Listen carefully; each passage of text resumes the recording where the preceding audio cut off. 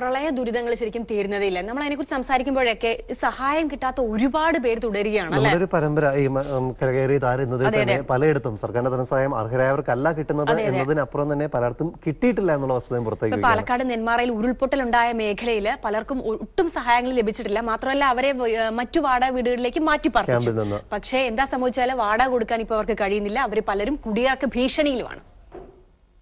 ഞങ്ങൾക്കൊരു ഉറപ്പ് 10,000 രൂപ കിട്ടിയില്ല, അതങ്ങോട്ട് പോട്ടേന്ന് വെക്കാം.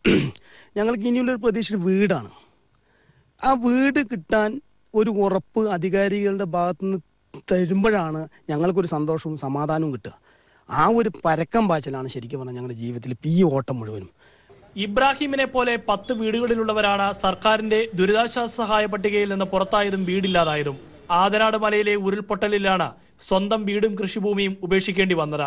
ഈ പ്രദേശം ഇനി താമസയോഗ്യമാക്കരുതെന്ന് ഉദ്യോഗസ്ഥരും പറഞ്ഞതോടെ മാറി താമസിക്കേണ്ടി വന്ന 2 കുടുംബങ്ങൾ വാടക വീടുകളിലും 3 കുടുംബങ്ങൾ വിത്തിനശ്ശേരിയിലെ കെട്ടിടത്തിലുമാണ്. സർക്കാർ വാടക കൊടുക്കാതെ വന്നതോടെ ഇവർ ഇപ്പോൾ കുടിയിറക്ക ഭീഷണി നേരിടുന്നു. 10,000 രൂപയും അഡ്വാൻസും 3,500 4,000 വരെയുള്ള വാടകയും നിങ്ങൾ തരാം, നിങ്ങൾ അവിടെ പോയിട്ട് ഓരോ ഭാഗത്ത് ഇരിക്കുകയും പറഞ്ഞിട്ട് ഞങ്ങൾ ഓരോ ഭാഗത്തേക്ക് ഇരുത്തി. പക്ഷേ ഈ 24-ാം തീയതി ആക്കി 1 മാസമായി. ഇന്നേ വരെ ആയിട്ട് ഞങ്ങൾക്ക് ഒരു വാടകയും കിട്ടിയിട്ടില്ല. പിന്നെ എന്താണ് ഇവിടെ 3 ദിവസമായി. അതിനുള്ള ഒരു ആരും വന്ന് അന്വേഷിക്കുകയൊന്നും ചെയ്തിട്ടൊന്നുമില്ല. കഴിഞ്ഞ മാസം 16-നുണ്ടായ ഉരുൾപൊട്ടലിൽ 10 പേരാണ് മരിച്ചത്. ദുരിതാശ്വാസ നിധിയിൽ നിന്നുള്ള 10,000 രൂപയ്ക്ക് ഇവിടെ താമസിച്ചിരുന്നവർ അർഹരല്ലെന്നാണ് റവന്യൂ വകുപ്പിന്റെ കണ്ടെത്തൽ.